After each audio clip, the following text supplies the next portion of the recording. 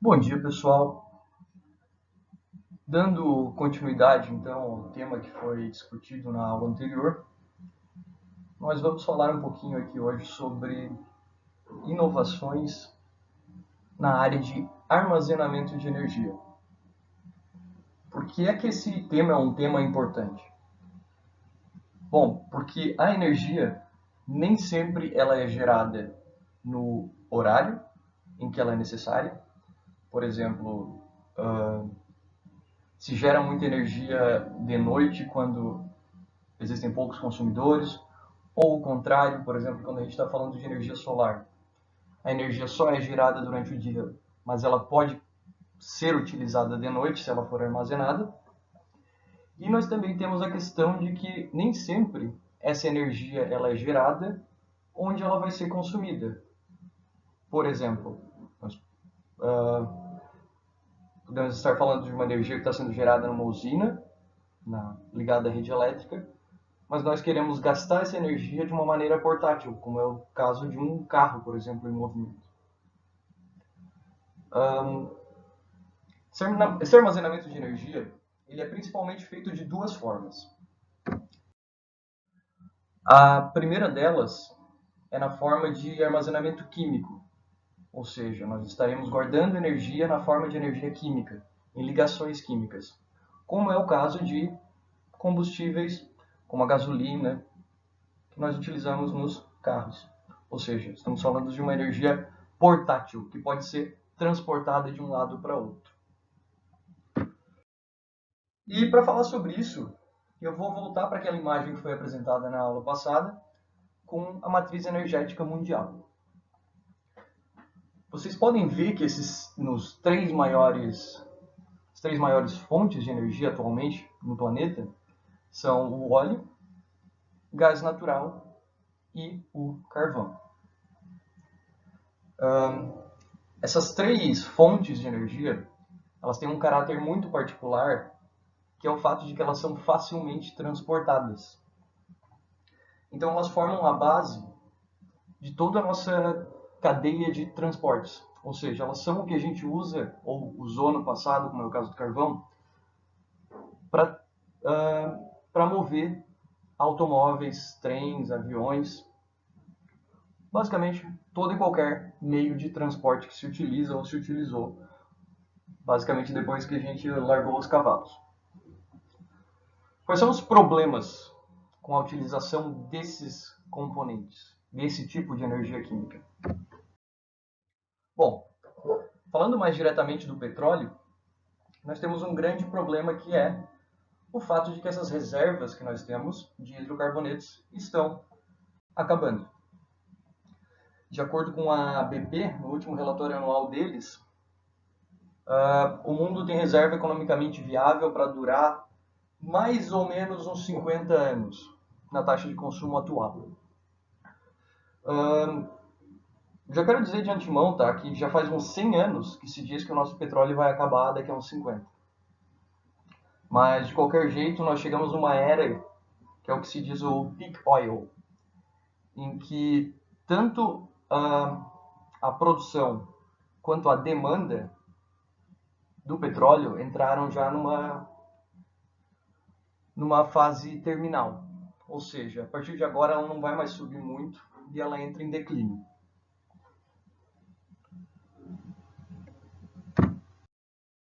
O nosso outro problema com a utilização desses combustíveis, é claro, acho que todo mundo aqui já sabe, que é o problema com as emissões associadas à utilização desse tipo de energia. A queima desses combustíveis ela é um dos maiores emissores de CO2, pelo menos dentre os fatores antropogênicos, como vocês podem ver aqui nesse gráfico do lado. Desde que nós começamos a queimar esse tipo de combustível, a concentração de CO2 na atmosfera ela entrou em valores não vistos desde a última era glacial. Isso de acordo com os registros que nós temos de ice cores da Antártida. E, independente de onde vocês ficam nesse debate, as mudanças climáticas elas estão pressionando tanto os políticos quanto, atualmente, vamos falar, a principal força por trás disso, empresas, a trocar essa matriz energética por alguma outra que tenha reservas mais confiáveis e também não tem esse problema associado que são as emissões de gases de efeito estufa. E aí fica a questão, qual é o combustível do futuro? O que a gente vai utilizar nos nossos carros? Bom, a solução mais estudada e provavelmente a que vai ser adotada nos próximos anos é o hidrogênio, que talvez você já tenha ouvido falar. Bom, quais são as vantagens de se utilizar hidrogênio como um combustível? A primeira é que ele é altamente disponível. O hidrogênio ele é o elemento químico mais comum em todo o planeta, formando quase a totalidade de todos os átomos que existem no universo. Apesar de ele ser muito leve, em tese, a Terra não ter gravidade suficiente para segurar esse gás, nós temos ele em forma de outros compostos, como é o caso da água, altamente disponíveis em todo o planeta. A segunda vantagem do hidrogênio também está associada ao fato dele ser pequeno, de ter só um próton, que é que ele é muito leve. E por ser leve, a densidade energética contida dentro do hidrogênio é muito grande. O que isso quer dizer? Que o hidrogênio se necessita de muito pouca massa dele para se conseguir guardar uma energia muito alta. Então, facilmente transportável. E, resolvendo o problema das emissões, o único resultado da queima de hidrogênio é água. Ou seja, um carro que rode com hidrogênio vai liberar água pelo escapamento, o que não sei nem se contaria com algum tipo de emissão. Isso é basicamente uma vantagem, não é nenhum problema da utilização do hidrogênio. Como é que se produz hidrogênio hoje em dia? Infelizmente, quase toda a produção atual do hidrogênio ela vem de combustíveis fósseis. Quase 95% dessa produção vem da reação de steam reforming, que acontece a 1100 graus Celsius, ou seja, uma energia muito alta, em que o metano, CH4, ele é reagido com água para gerar monóxido de carbono e hidrogênio. Desvantagens desse tipo de produção do hidrogênio. A temperatura muito alta, utiliza combustível fóssil também na forma do CH4 e libera gases de efeito estufa do mesmo jeito que se a gente utilizasse gasolina ou diesel no lugar do hidrogênio. Então a gente só está transferindo esse problema, em vez de gerar o CO2 no escapamento de um carro, esse CO2 está sendo gerado numa planta de produção de hidrogênio. Em vez de se utilizar esse tipo de approach para a produção do hidrogênio, o que se estuda bastante hoje e o que se propõe é fazer o hidrogênio de uma forma verde, que é o famoso green hydrogen, que tanto se busca hoje em dia e que tanto é falado. O hidrogênio atual se chama de hidrogênio cinza, que é o hidrogênio feito pela reação apresentada anteriormente, a partir de combustíveis fósseis, gás natural, que gera hidrogênio e também gera CO2. Com algumas adaptações nesse tipo de planta de hidrogênio cinza, se consegue, e se pesquisa bastante atualmente, fazer esse CO2 reagir com minerais na Terra, formar carbonatos e, consequentemente, não liberar esse tipo de gás nocivo na atmosfera. Então, plantas que utilizam esse processo produzem o que é chamado de hidrogênio azul, que ele é um pouquinho mais benéfico do que o hidrogênio cinza, já que esse tipo de produção acaba não liberando gases de efeito estufa na atmosfera. Agora, o que é de grande interesse na indústria mesmo é produzir o hidrogênio verde, em que se utiliza água para produzir hidrogênio e oxigênio. E, nesse processo de produção, se utiliza de energias verdes, que também não acabem levando à geração de CO2. Então, energias solar e eólica, principalmente, envolvidas nesse processo. Como é que funciona a eletrólise da água? Como é que se produz hidrogênio a partir de H2O? Nada mais é do que uma pequena célula eletrolítica, como qualquer pilha, como qualquer bateria. Existe um cátodo em um ânodo. No ânodo, quando se aplica uma tensão em cima de uma célula eletrolítica que contém água, o ânodo gera hidrogênio e o cátodo do outro lado dessa reação gera oxigênio. Então, um gás, o H2, que é o gás de interesse, e o O2, que também pode ser usado tanto para outros processos produtivos dentro de uma cadeia, dentro dessa planta, quanto pode ser liberado na atmosfera sem o menor problema. Tem como deixar essa reação ainda mais verde, ou seja, ainda menos nociva para o ambiente, se, em vez de utilizarmos energia diretamente da rede, nós utilizarmos, acoplado a todo esse sistema, uma célula solar. Esses sistemas eles também são bastante desenvolvidos, tem bastante pesquisa aqui dentro da URGS, inclusive, dentro desse tipo de sistema. E eles funcionam basicamente como está sendo mostrado aqui nessa imagem. A energia que ia fazer esses elétrons rodarem dentro do sistema vem de uma célula solar, que às vezes pode ser um dos próprios eletrodos aqui dentro. E a água que entra no sistema, ali por baixo, ela está em contato com uma membrana. Para um lado de uma membrana, que é o lado do cátodo, nós teremos o hidrogênio da água se juntando em uma molécula de H2, quando pega os elétrons ali, e indo para um tanque de armazenamento. E do outro lado do ânodo, nós temos o O2 sendo gerado, também sendo estocado para futura utilização. Como é que funciona o custo desse tipo de produção? Bom, eu tenho aqui as estimativas de 2020 do Departamento de Energia dos Estados Unidos. O objetivo deles, nas pesquisas e nos sistemas que eles tentam implantar, é fazer o hidrogênio custar 2,30 por quilo. Isso tudo em dólares, tá? E para esse valor de hidrogênio, a energia, o custo médio da energia dentro da cadeia de produção poderia ser no máximo de 3,7 centavos o quilowatt-hora. Esqueci de botar aqui nos slides. Nesse ano, tá, o custo médio atual ele está em 13 centavos, então ele está bem acima do que seria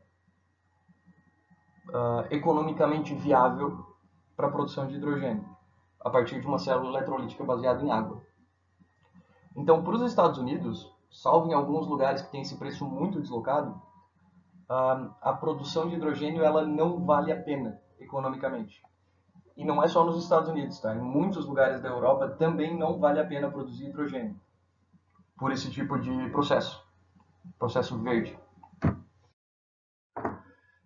Exceto que, no Brasil, já é muito economicamente viável, pelo menos do ponto de vista de produção. O Brasil ele tem uma energia que ela é relativamente barata, comparando com outros países produtores, e o bom da nossa energia é que ela já é naturalmente verde, tá? 63% da energia do Brasil no ano passado, mais ou menos, ela estava vindo já de fonte hidrelétrica.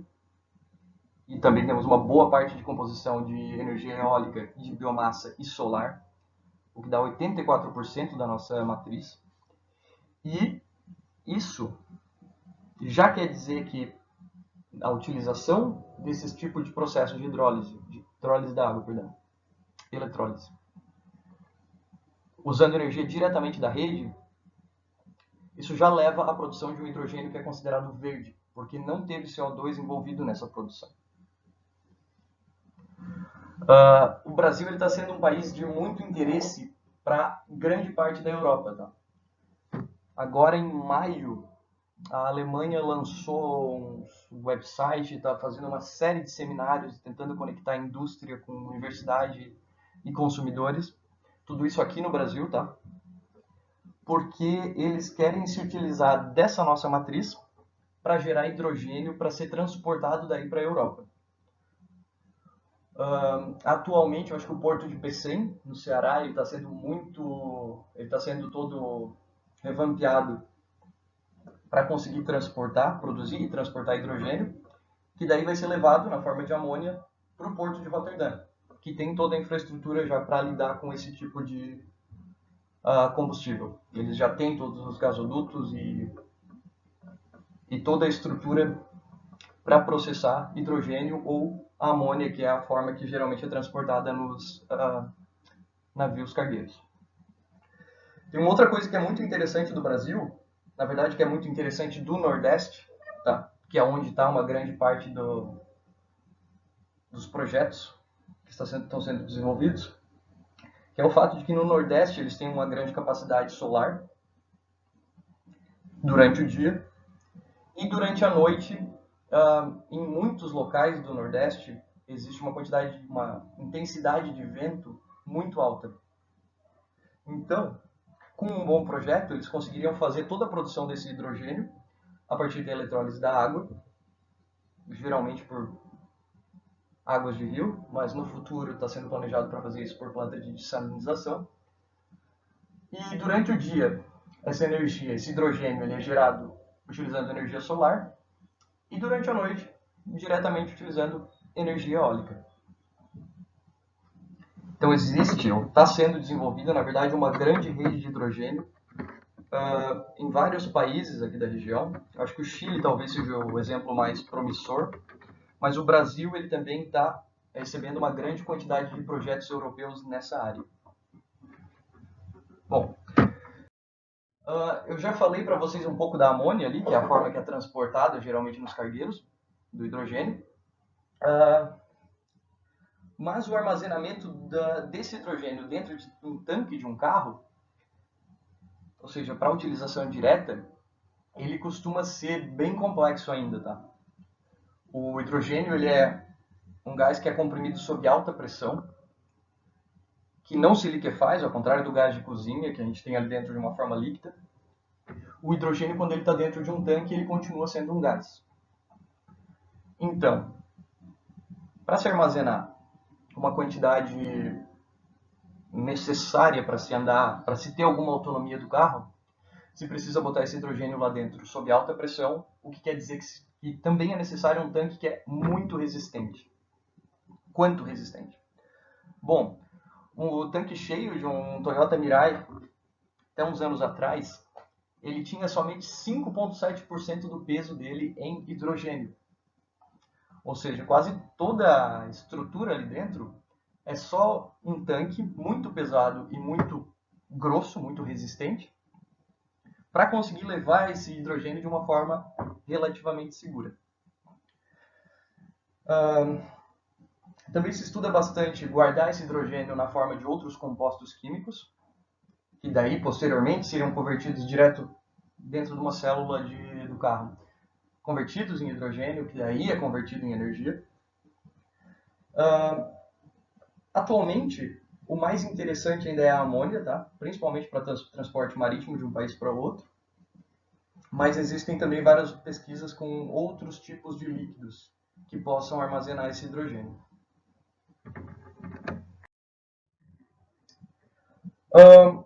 Bom, falamos bastante já então de o futuro do armazenamento químico de energia, mas existe uma área também muito em expansão atualmente, que é a área do armazenamento eletroquímico.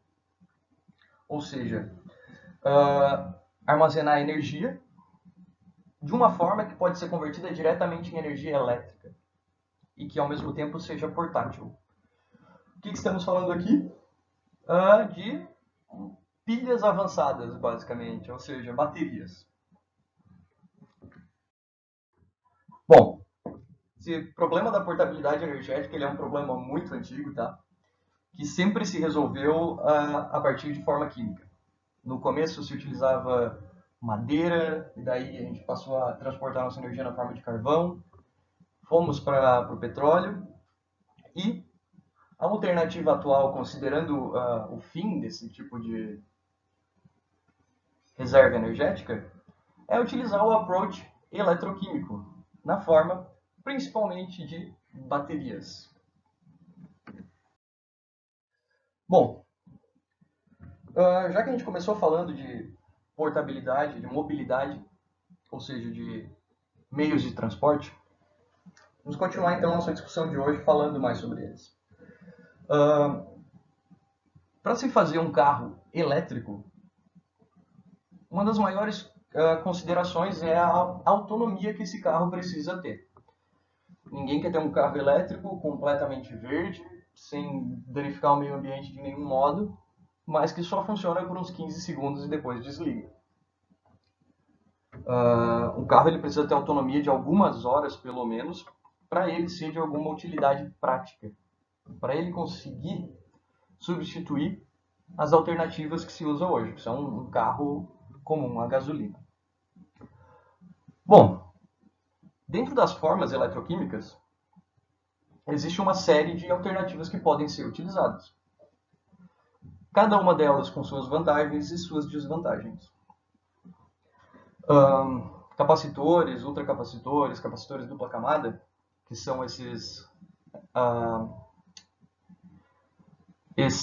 alternativas aqui no canto inferior direito, eles guardam uma densidade de potência muito alta, que é o eixo X.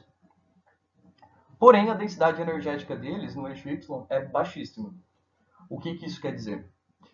Que, bom, com uma energia baixa, quer dizer que muito pouca energia vai ser guardada dentro deles, alguns joule, digamos, mas eles conseguem liberar isso tudo de uma vez, ou seja, com uma potência muito alta.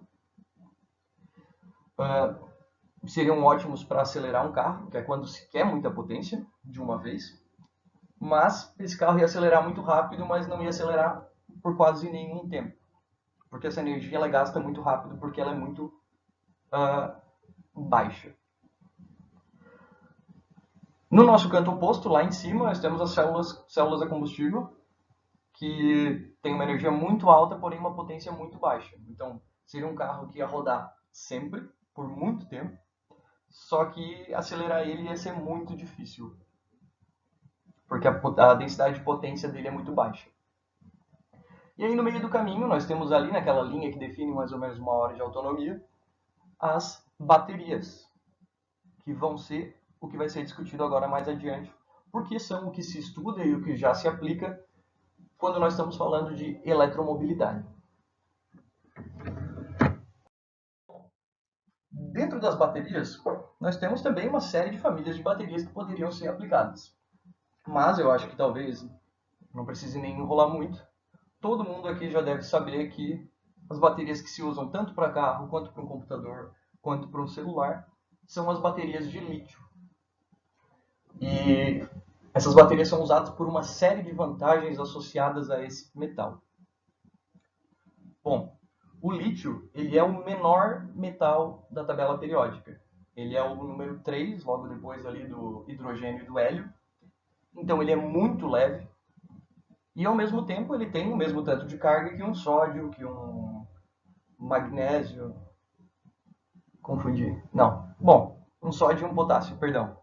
O que eu quero dizer? Ele consegue transportar uma única carga, cada átomo, uma carga positiva, só que ele transporta essa carga numa massa muito pequena, já que ele é tão leve.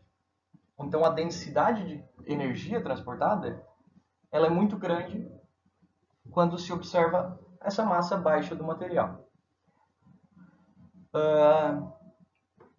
Por consequência, uma bateria que usa um material tão leve, ela é intrinsecamente mais leve do que essas outras baterias. Vocês podem ver aqui que a densidade de energia por massa ou por volume, tá? Que são duas considerações importantes. O material, além de ser leve, ele precisa ser pequeno.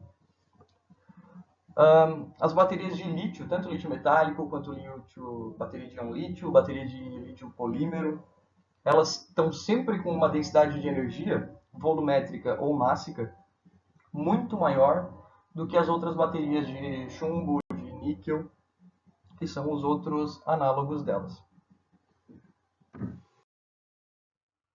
Aqui vocês podem ver um esquema de como é que funciona uma bateria de íon lítio. Nós temos aqui do lado esquerdo um ânodo, que é onde ficam guardados os íons lítio, aqueles em rosa ali, quando a bateria está no seu estado carregado. Temos depois um eletrólito, que transporta o lítio de um lado para o outro da bateria, durante os ciclos de carregamento e descarregamento. E um cátodo, que é para onde os íons lítio vão durante o descarregamento da bateria. Ou seja, quando nós estamos quando nós estamos tirando energia de dentro da bateria. Bom, como é que funciona esse processo? Uma bateria aqui está descarregada, tá? Nesse estado atual, e nós temos ali os íons lítio, que são as cargas positivas, e os elétrons, as cargas negativas. Quando eu conecto essa bateria descarregada na tomada, nós temos dois processos acontecendo aqui dentro. Essa energia que está sendo dada para o material vai puxar os elétrons e vai fazer eles irem para o ânodo pelo circuito externo. E por dentro nós temos os íons lítio atravessando o eletrólito e indo para o ânodo de grafite, aqui nesse caso. Quando eu estou descarregando a bateria, quando eu estou tentando tirar a energia guardada ali de dentro, eu tenho o processo inverso. Eu tenho os elétrons saindo do ânodo por fora do circuito, por fora da bateria, e os íons lítio sendo transportados pelo eletrólito para o cátodo, que vai guardar então tanto o lítio quanto esses elétrons até o próximo ciclo de carregamento. Quanto aos materiais dessa bateria, os ânodos, eles são quase que exclusivamente, ou pelo menos todos os comerciais que se encontram hoje em dia, eles são todos formados de grafite, que nada mais é do que o carbono na sua forma mais barata e mais comum de se encontrar. Esse é basicamente um ânodo universal. E ele é um ânodo universal por uma série de motivos que tornam ele tão atraente. O primeiro motivo é que ele tem muito pouca expansão quando ele incorpora lítio. Ninguém quer uma bateria que vai ficar inchando e desinchando de um lado ou do outro quando a gente está ciclando ela, ou seja, carregando e descarregando. Se essa bateria começasse a ficar inchada ou tentasse se expandir, se contrair, expandir e contrair, em algum momento as cápsulas ao redor dessa bateria elas iam ser rompidas por esse processo de expansão-contração, expansão-contração, e isso é muito ruim para um material que guarda energia. Ele precisa ser estável mecanicamente. Bom, além da estabilidade mecânica, esse material ele também é muito estável quimicamente. Tem pouco perigo de explosão, digamos. Ele consegue guardar essa energia sem ser perigoso. E a densidade energética lá dentro é muito grande, porque para cada 6 carbonos, você consegue botar um lítio ali dentro do anel aromático. E esse lítio ele guarda bastante energia, tá? Um ânodo ideal de grafite, ele consegue guardar 372 mAh por grama de ânodo, tá? Por grama de grafite. E isso é uma densidade energética muito alta. Então, existem muito poucas alternativas a esse material que sejam ao mesmo tempo tão boas quanto o grafite e tão baratas quanto. Existia uma única alternativa, tá? Que era mais interessante e guardava mais energia, que era a utilização direta do lítio metálico. Mas o lítio ele tem um problema que se tentou por muitos anos contornar sem muito sucesso, que é o fato de que quando ele vai ciclando, ou seja, quando ele vai carregando, descarregando, carregando, descarregando, em vez de continuar sendo uma chapinha bonitinha metálica, o lítio começa a formar estruturas que se chamam de dendritos, que são uns pequenos fiozinhos, ou uns dedinhos que vão saindo de dentro desse eletrodo, e eles têm um perigo muito grande, que é, em algum momento, esses dendritos eles crescem tanto que eles conseguem alcançar o cátodo. Então eles fecham um curto-circuito ali dentro e existe então um perigo de explosão muito grande. Então é por isso que não se usa muito lítio hoje em dia, porque ele tem uma periculosidade muito alta e porque a grafite ela é segura e é extremamente barata. Então basicamente o computador que vocês estão usando para ver essa aula ou o celular tem um ânodo ali dentro de grafite. Bom, e aí nós chegamos na parte mais interessante dessas baterias, que são os cátodos. Como todas as baterias basicamente têm grafite como ânodo, o cátodo é o que define as propriedades da bateria. Geralmente eles definem tanto que o nome da bateria ele é baseado no material que é utilizado no cátodo. Os primeiros cátodos para bateria foram os que a Sony utilizou quando lançou a bateria de íon lítio nos anos 90. Eles eram baseados em um óxido de cobalto, que é o COO2, ou o lítio COO2 nas suas formas carregada e descarregada. Vantagens desse tipo de material. A vantagem inicial é que ele era o único material que se conhecia na época para fazer esse tipo de bateria, então ele tinha a vantagem de ser o primeiro. Mas mesmo assim, até hoje se utiliza muito esse material, porque ele possui uma alta energia, é muito estável e ciclável, e, novamente, aquela questão da expansão e contração do volume, que foi falado anteriormente. Vocês podem ver aqui do lado a estrutura cristalina desses óxidos. Ela é formada, que nem a grafite, por uma série de camadas. O óxido ele é aquela camada azul ali. E os lítios aqui eles estão representados pelas esferas amarelas. Quando não tem esse lítio dentro do material, a estrutura dele é basicamente a mesma. Ela não é afetada pela entrada ou pela saída do lítio. Então, não há muita expansão, não tem muita variação de volume quando a bateria está carregada ou descarregada. Então, novamente, temos um material que não vai causar tensões mecânicas durante o ciclo dessa bateria. Existe uma série de baterias baseadas nessa família de cátodos, tá? Nos LiMO2. Geralmente esse M ali, ele é um metal de transição cobalto, níquel ou manganês. Se usam ou esses metais sozinhos, como é o caso do lítio-cobalto LCO, lítio-cobalto, óxido de lítio-cobalto, perdão, ou misturas deles, como é o caso das baterias que são utilizadas atualmente pela Tesla. A Tesla não diz exatamente qual é a composição dos cátodos deles, dos carros que eles estão produzindo atualmente, mas eles divulgam que são lítio, manganês e cobalto, uma mistura desses três. Existe uma outra família também de materiais que é interessante se falar, porque são materiais que desenvolvem alta potência. Justamente porque eles conseguem desenvolver uma maior voltagem lá dentro. E são as fosfolivinas, ou os fosfatos de lítio e metal. Bom, esses materiais eles são muito pesquisados para a questão de eletromobilidade, porque eles conseguem desenvolver uma potência alta, o que se transfere em uma resposta melhor de um acelerador, quando eu estou pisando no pedal. As baterias de antes ali, as de LiMO2, elas desenvolvem uma potência um pouquinho menor, então existe uma necessidade de se mexer em arquiteturas para que o acelerador tenha uma resposta boa, ou seja, uma resposta que seja interessante para substituir os carros atuais.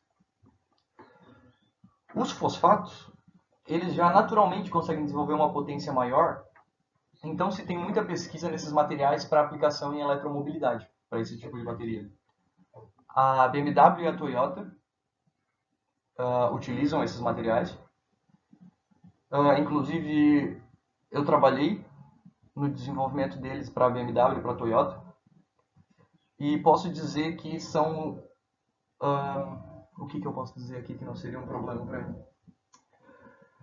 Que são os materiais que são utilizados atualmente por essas montadoras. E também são materiais que são muito pesquisados, não só por essas duas, mas por várias outras, principalmente as europeias. Todas essas baterias de lítio, elas têm um problema gigantesco, que é o fato de que esses metais que são utilizados dentro das baterias não são altamente disponíveis. Se a gente for pensar na questão do lítio, o lítio está concentrado em alguns locais que não são tão geopoliticamente estáveis, digamos. Por exemplo, a Bolívia é uma grande produtora de lítio. O Chile também, apesar de ser um pouquinho mais confiável, digamos. Mas a questão é que tanto os Estados Unidos quanto a Europa e o leste da Ásia não têm interesse em ficar dependendo desses países para a produção de automóveis. A outra questão é não só o lítio, mas o cobalto e o níquel também não são facilmente encontráveis na crosta. Até se tem cálculos mostrando que não se conseguiria eletrificar toda a nossa frota do planeta utilizando cobalto, porque não há cobalto suficiente na crosta. Para piorar toda essa história também, tá? A maior parte do cobalto do planeta, a maior parte da mineração de cobalto, ela fica no Congo, que não é um país nem estável e nem muito confiável, independente do jeito que a gente olhe para isso. E também tem uma mineração muito baseada em minas artesanais, que são os buraquinhos no chão em que se bota as crianças lá dentro para trabalhar, tá? Isso é um problema muito sério dessa indústria. É o fato de que ela não é tão legal assim. Para tentar contornar esse tipo de coisa, por exemplo, a Apple comprou as próprias minas de cobalto no Congo, tá? E, se eu não me engano, eles têm umas duas por enquanto, estão planejando comprar mais, para poder garantir o suprimento deles e ao mesmo tempo garantir que eles não têm nenhum trabalho infantil envolvido, que é um problema muito sério dessa indústria.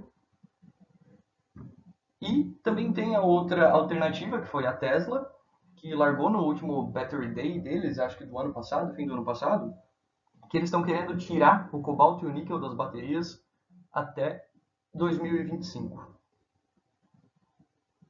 Assim, sinceramente, a minha opinião pessoal é que ou eles estão escondendo como eles vão fazer isso, ou eles estão só jogando para ver se alguém ajuda eles a conseguir fazer isso. Porque atualmente é meio difícil se sair dessa dependência que se tem do cobalto e do níquel, porque eles são, infelizmente, atualmente, os materiais que desenvolvem a maior voltagem dentre os conhecidos. Então, até 2025 me parece uma tarefa um pouco difícil, tá?